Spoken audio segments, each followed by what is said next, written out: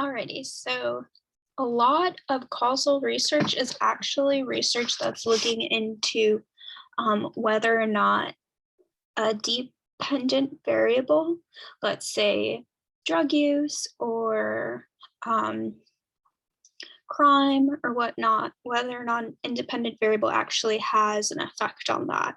And usually we're thinking about this in a policy context where we're trying to design program interventions that are data driven and that ensure that all of the money that gets put into that intervention is actually making the impact that it's claiming it is. And so that's evaluation research, and it's usually in the policy realm or the social service realm. And it's trying to see how these solutions that we're developing, whether or not they're actually doing what they intended to do. So when we're doing evaluation, the first thing that we want to do is sort of what I just was speaking about, is learning exactly what the policy is supposedly supposed to do. So for example, bail reform occurred in New Jersey, and that was supposed to reduce the amount of people who are incarcerated just because they cannot pay bail. So identifying that as a goal would be the dependent variable, the outcome that we are interested in measuring and seeing if prior to that implementation and post that implementation, we see a change and we see a reduction. If we see an increase that more people are in jail because of bail reform, then the policy is not actually doing what it intended to do.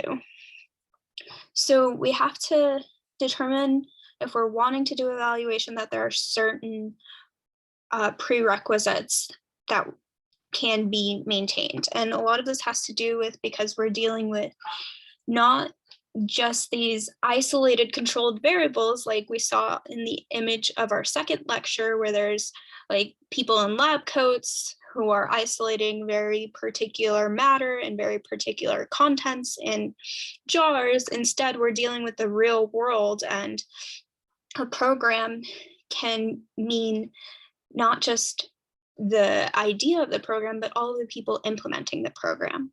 So we need to have support from all of the organizations that are involved. So if we're talking about assessing the impact of bail reform, then we need to have the judges on board. We need to have the prosecutor and the public defender on board, and some type of buy-in to other people that they want to evaluate this program. And we need to define what the goals and objectives are and how they're translated into the program. And so this is sort of like a measurement aspect that we talked about in week 2, where there's a sense of, okay, this is what the program claims, but how can we measure the treatment? How can we measure how those goals and objectives are actually translated into the program components? So if we're saying that we're increasing self-esteem for people, then it's like, all right, then how does that translate into, like, what exactly are you doing to do that? And then we need to have an understanding of what records and data are already available, and the level and quality of that data, if there's multiple people inputting that data, or if it's all on one person who's like really overworked and like therefore can introduce bias and error. And we need to make sure that even people who aren't implementing the program but might have buy-in and stake in the program are involved in the process, because they can really make or break it as well. So it would be nice if we're trying to evaluate a program to also have like the funders of that program on board too. Alrighty. So causal inference is hard to do with policy analysis because of how messy the world is and all of the reasons I just mentioned. And so usually the way that policy gets implemented is that there's a demand for a new action or a process. Like for bail reform, there was a lot of people saying, it's not fair that people are staying in jail just because they can't get paid. Like they may lose their jobs, and going through all of the negative consequences of that specific policy. So there's like this problem that gets presented, and then there's a solution and actions to ultimately get to the goal. And so the outputs are the means to achieve the desired goal. So in the instance of a program, when we're talking about what specifically the program does, those are the outputs. And then impacts refer to the basic question about what a policy seeks to achieve. So that's the outcome, that's the dependent variable that we're interested in. So you can think of it as outputs are the independent variable and impacts are the dependent variable. So if some policy is taken, then we expect some results. So it's if the output is taken, then we expect certain impact, right?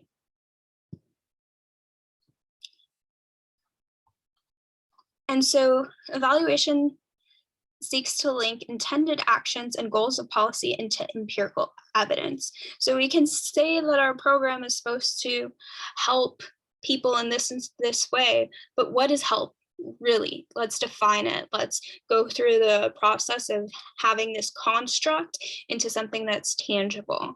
And even when we do that, it's a level of process evaluation of whether or not the policies that we're stating when we got to that specific goals, whether or not those are actually being implemented as planned, because often we're dealing with multiple people who are being managed by a director and whatnot. And so if there's any breakdowns in communication or lack of resources, there's so many external variables that are influencing how that policy is getting implemented.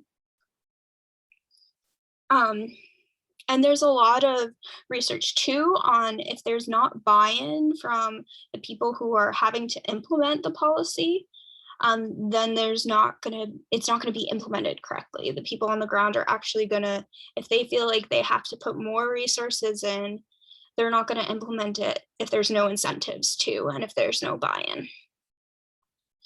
So an impact assessment is, are policies achieving their intended goals? So policies are having, whether or not the policies are having the desired effect. So the process is more about how the independent variable is being implemented, if it's the same treatment that everyone is getting, or if there's different treatment, or if the program is not the treatment that we're saying it is.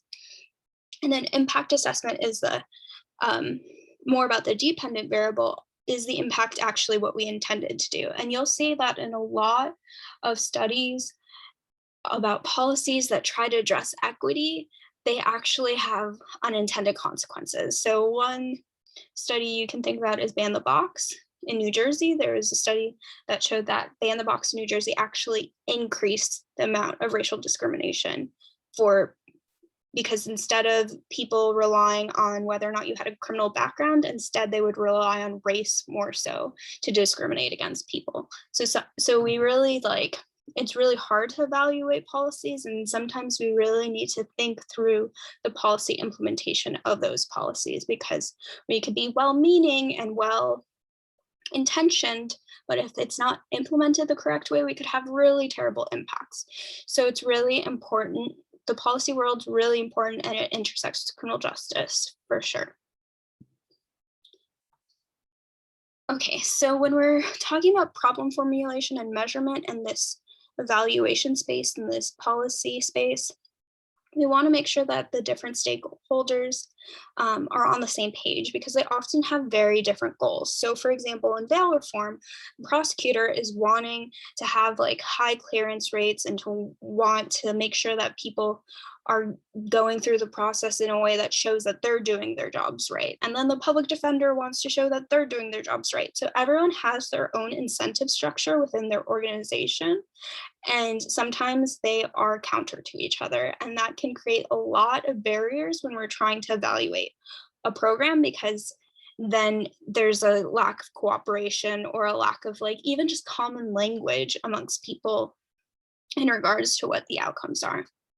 So that's why it's really important to clearly specify the outcomes and the program goals and the objectives. And really this is this whole sense of measurement. I guess you could apply measurement to how you develop programs and think more about like, okay, this is the construct of the program, but how am I really getting specific and what our goals are and how we're achieving those goals? What are the means by which we're achieving those goals? And so objectives in this way create operationalized statements that allow us to like clearly define what the treatment is. And we also need to understand, as in statistics, we're applying our research methods that we've already learned in week 2. What is our sampling? Who is our target population? And we need to understand how that target population, how we can measure what the impacts are onto them. And then there's also a bunch of other variables that we need to count for, such as the context of the program. So if this program is being implemented in one neighborhood, will it also apply in another neighborhood? Or are there contextual issues with that? And so also in the delivery method, like I was talking about prior, you could have a program, but if there are different social workers with different backgrounds who see the program differently, then they're going to be implementing the program differently. So evaluation can get really messy. So the types of designs for program evaluation is usually randomized evaluation designs are the ideal. It avoids selection bias. It creates groups by random assignment. And we talked about the issues with that. Sometimes people don't want to be randomly assigned to a program and don't want to randomly assign programs because there are ethical issues.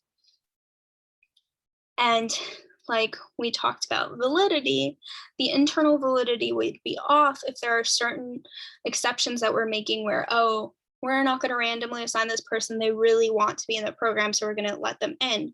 But then that creates selection of sampling that was not intended. It's not random, and therefore we can't rely on the statistical assumptions which allow us to say cause, which if you forgot those, go to the second video about experiments and it'll be outlined there for you.